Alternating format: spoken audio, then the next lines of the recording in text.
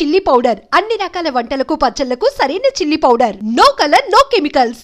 నేను పత్రికల్లో రాస్తానని నా పేరే చక్రపాణి అని తనకు తెలియదు. తను చక్రపాణి ఎప్పుడూ పొగుడుతూ ఉంటుంది, నేనేమో విమర్శిస్తాను. వాడు ఒక రైటర్ కాదని, కథలన్నీ కాపీ కొడతాదని, అనాకాని రైటర్ అని నేను తిడుతూ ఉంటాను. ఆవిడికి బుస్సుమని కోపం వస్తుంది. అది నాకు ఎంటర్టైన్మెంట్. ఈ ఎంటర్టైన్మెంట్ పోకూడదని నేను నిజాన్ని రివీల్ చేయలేదు. ఇదిగో నేను ఒక తమాషా జరిగింది తెలుసా? ఏమిటి? నేను చక్రపాణిని అడ్మైర్ చేస్తూ ఓ ఉత్తరం రాసింది. నేను నిన్న దానికి సమాధానం రాశాను. బాగుందనయ్యా, ఇద్దరు ఒకే ఇంట్లో ఉంటూ ఒకరికి తెలియకుండా ఒకరు ఉత్తరాలు రాసుకుంటారన్నమాట. నాటకాల బుద్ధి ఎక్కడ పోతుంది? బయట ఆడమని ఇంట్లో ఆడుతున్నావు అనమాట. ఎరా జోక్ చేస్తున్నావా? నువ్వు పెళ్ళాం దగ్గర ఆడడం లేదా? ఏమ్మా నువ్వేం అనుకోవద్దు. రై, ఈ ప్రపంచంలో పెళ్ళాం దగ్గర నాటకం ఆడని మొగుడు ఎవడున్నారా? చెప్పు. నువ్వు ఆడవా? ఏమ్మా ఆడ చెప్పు చెప్పు. హలో, అరే మీరు ఇక్కడే ఉన్నారా? సరళా, ఇన్నాళ్ళకి మీ అన్నయ్య మొఖం కలకలాడుతుంది చూసావా? ఏమిటి ముగ్గురు కబుర్లు చెప్పుకుంటున్నారా? ఏమీ లేదు, ఆ చక్రపాణి కథల గురించి మాట్లాడుకుంటున్నాం. నువ్వు ఆయన కథలు చదువుతున్నావా? చదవడమా? నేను ఆఫీస్కి వెళ్ళగానే పుస్తకం పట్టుకుంటే తిరిగి వచ్చేదాకా వదలదు. వదలనివ్వడు, అంత బాగా రాస్తారు. ఈ మధ్య నేను ఆయనకు ఉత్తరం రాశాను, బదులు కూడా వచ్చింది. ఏం రాశాడు? చదువుతాను ఉండండి.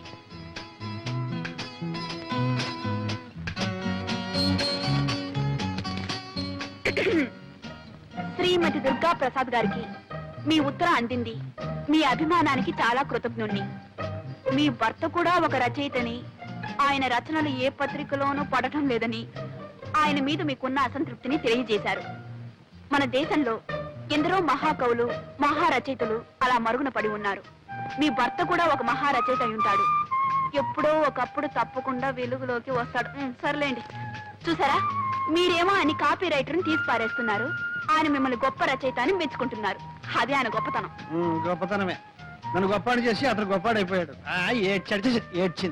ఏడ్చిందో ఏడ్చాడో ఆయన గొప్ప మనిషి. అన్నట్టు మా క్లబ్ యానివర్సరీకి ఆయన చేత ఒక నాటకం రాయిస్తున్నాం. ఆ బాధ్యతంతా నాకే అప్పగించారు తెలుసా? ఇక కథ వచ్చినట్టే.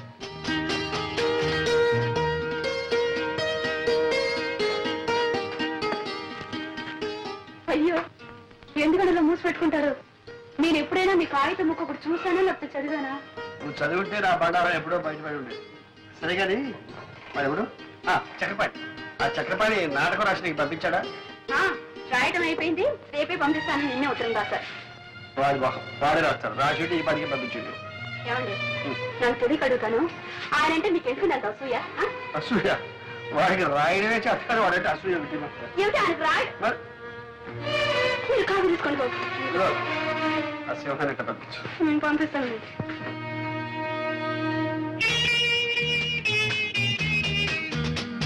దుర్గా దుర్గా, నువ్వు కొంచెం హెల్ప్ చేయాలి. ఎందుకే? దివ్య నెక్లెస్ కొనుక్కుంటుందట, నువ్వు వచ్చి సెలెక్ట్ చేయాలి. తనకు కావాల్సింది తను కొనుక్కుంటుంది, మధ్యలో నా సెలక్షన్ ఏమిటి? అదేమిటి, నీకు లేటెస్ట్ ఫ్యాషన్స్ తెలుసని అడుగుతున్నావు. అయ్యో నాదేం కుదరదు, నువ్వు రావాల్సిందే. అవునే రావే.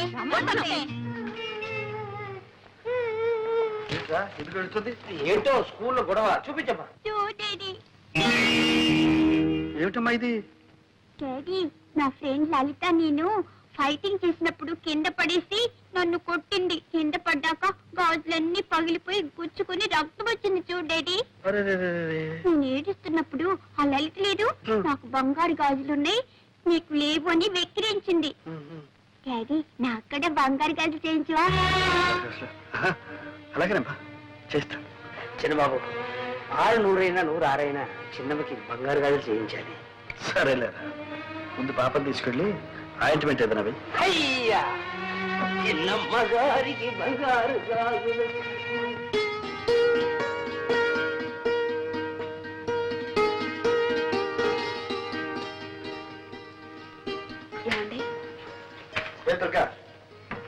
ఏం లేదు, ఒక చిన్న మాట చెప్తాను, వింటారా? చిన్న మాట? పెద్ద మాట చెప్పు. వినే ముందు ఇదేమిటో చూడండి. ఏంటి ఇదేమిటి? Order bill 4000. నేను నెక్లెస్ ఒకటి ఆర్డర్ ఇచ్చాను. నెక్లెస్? అంత అవసరమే వచ్చింది? అవసరం వచ్చి కదండి, మీకు తెలుసు నగలంటే నాకు అంత ఇంట్రెస్ట్ లేదని. అయినా తప్పలేదు. మా క్లబ్ సెక్రటరీ విజయ నగలు కొనడానికి వెళ్తూ నాకేదో పెద్ద లేటెస్ట్ ఫ్యాషన్స్ తెలుసని తనతో రమ్మంది. మేము 4 ఫ్రెండ్స్ కలిసి వెళ్ళాం. అక్కడ నేను ఒక నెక్లెస్ సెలెక్ట్ చేశాను. అది బాగుందంటూ తలా ఒకరు ఆర్డర్ ఇస్తూ నన్ను ఇవ్వమన్నారు. నేను తప్పించుకుందామని ఎంతో ప్రయత్నించాను. కానీ అందరూ చేరి నన్ను బలవంతం పెట్టేశారు. ఏమండి, ఇన్నేళ్లలో మిమ్మల్ని ఏమీ అడగలేదండి. నువ్వు అడగక్కర్లేదు దుర్గ. ఉంటే నిలువెత్తిన బంగారమే తొడిగేసేవాడి. కానీ నా పరిస్థితి నీకు తెలుసు. ఫోన్లేండి, అంత కష్టంగా ఉంటే మా పుట్టి నుంచే తెప్పించుకుంటా. దుర్గ, నీ ఆత్మాభిమానానికి అర్థమేమిటో తెలియకుండా ఉంది. నా దగ్గరేనా నీ ఆత్మాభిమానం? నీ తల్లిదండ్రులు డబ్బు అడగడంలో లేదా? ఎందుకు లేదు, చచ్చేటంత ఉంది. కానీ జరగనప్పుడు ఏం చేయమంటారు? అది ముందే ఆలోచించుకోవాల్సి. నిజమే, ఆలోచించవలసిందే. తొందరపడ్డాను. ఇప్పుడు నన్ను ఏం చేయమంటారండి? మాకంత స్తోమత లేదు, సంపాదన లేదని ఇచ్చిన ఆర్డర్ని క్యాన్సిల్ చేయమంటారా? ఫ్రెండ్స్ నలుగురిలోనూ నన్ను చులకనవ్వమంటారా? దుర్గ దుర్గ, ఎందుకు ఆవేశపడతావు? నువ్వు నలుగురిలో చులకనైతే అది నాకు మాత్రం అవమానం కదా. సరే, నేనే ఎలాగో సర్దుకుంటాను. Thank you very much. నీకు కావాల్సింది జరిగితే ఇలాగే. ఇప్పటికే లెక్క చాలా పెరిగిపోయింది సార్. చింది చెల్లు వేయండి, మళ్ళీ తీసుకోండి. అంతేగాని ఆ లెక్క అట్టనే పెట్టి మళ్ళీ 7,000 కావాలంటే వీలు లేదు సార్. అది కాదు సేఠ్, మీ అప్పు త్వరలోనే తీరుస్తారు. ఈ ఒక్కసారికి నా పరువు కాపాడండి. ఏదో పరువు గిరువు అంటున్నారు. ఏమిటో 7,000 గీట్వేలు ఏమీ కుదరదు. 4,000 ఇస్తాను, సర్దుకోండి. 4,000. సరే. చక్రపాణి గారు, మీరు పెద్దవారని మీ మీద నమ్మకంతో మీరు అడిగినప్పుడల్లా అంతో ఇంతో ఇస్తూనే వచ్చాను. ఇచ్చారనుకోండి, కానీ నేను ఇప్పుడు కాస్త ఇరకాటంలో పడ్డాను. దయచేసి నన్ను ఇబ్బందులు పెట్టకండి. మీరు రాయాల్సిన అలా పూర్తి చేయండి. మీరు అడిగిన డబ్బు పువ్వులో పెట్టిస్తాను. మీరు ఇవ్వరని కాదు, నాకు చాలా అవసరం అది ఉండదు. నిజమే, మీ అవసరాలు బాధలు ఎన్నో ఉంటాయనుకోండి, అవన్నీ మీరు తెలుసుకోనక్కర్లేదు, అంతేగా.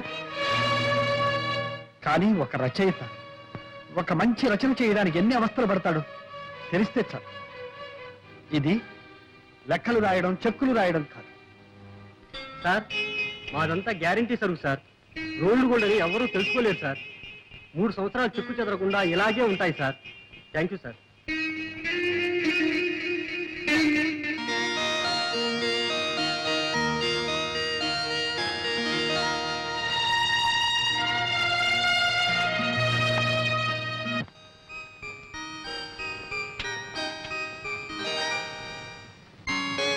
దుర్గా, వస్తున్నానండి. నీకు ఒక సర్ప్రైజ్. ఏమిటి? కళ్ళు మూసుకో, చెప్తా. చెప్పండి. కళ్ళు మూసుకో. సరే. ఏమిటో చూడు.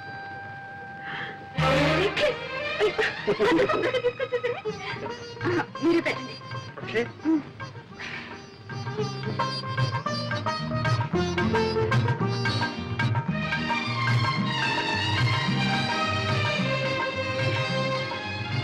చాలా బాగుందండి.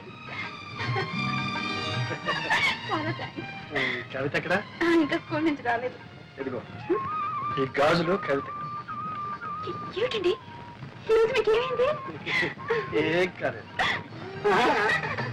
చూడు, ఈ సంతోషం అంతా క్లబ్ లో మీ మెంబర్స్ తో. నా ముద్దులో ముగిడిచాడు చెప్పేస్తాను.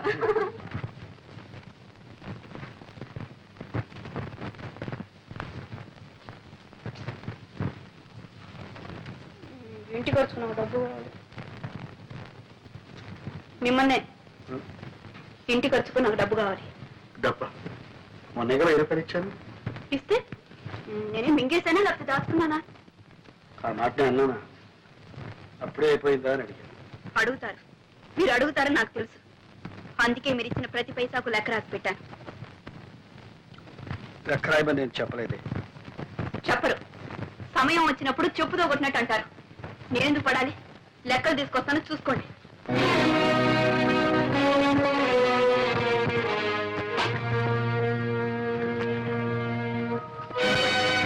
మీరిచ్చిన డబ్బు అయిన ఖర్చు అంతా రాసింది. దుర్గా, నువ్వు ఇలా ఎందుకు చిందులు దొక్కుతున్నావో నాకు అర్థం కావాలి. ఇప్పుడు నేనేమన్నాను? మీరేమన్నారో మీకు అర్థం కాదు. నేనేమైపోతున్నానో మీకు అంతకంటే అర్థం కాదు. ఎందుకు వచ్చింది? లెక్కలు చూడండి. చూడక్కర్లేదు. మీరు చూడక్కర్లేదు అంటే మీరు ఇచ్చే డబ్బు అక్కర్లేదు. దుర్గా,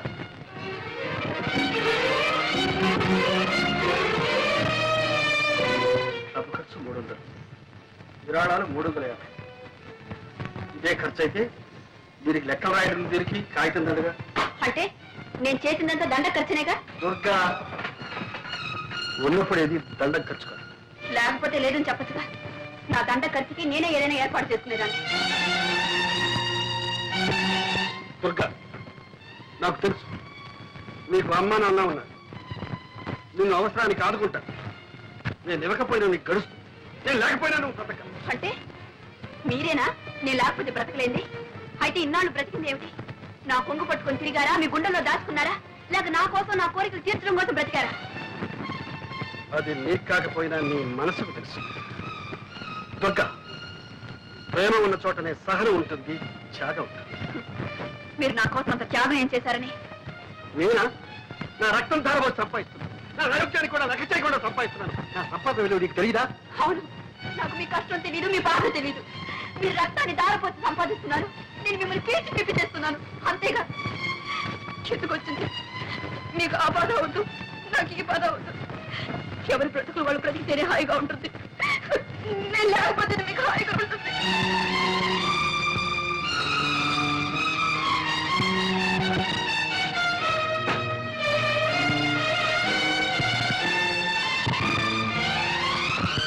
దుర్గా,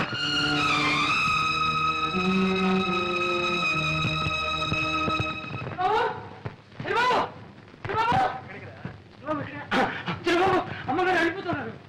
అవును, ఇల్లు వెళ్ళిపోతున్నారు. చిన్నమని తీసుకెళ్ళిపోతున్నారు. ఎక్కడికి వెళ్ళి నన్ను వదిలిపెట్టి ఎక్కడికి వెళ్ళిపోతుంది? వెళ్ళిపోతుంది. ఒరే, అతి దగ్గరగా ఉన్న ప్రేమ అప్పుడప్పుడు కొంత దూరానికి కోరుకుంటుంది. ఎందుకో తెలుసా? మళ్ళీ ఇంత బలాన్ని ఆయుష్ని పుంజుకుని రావడానికి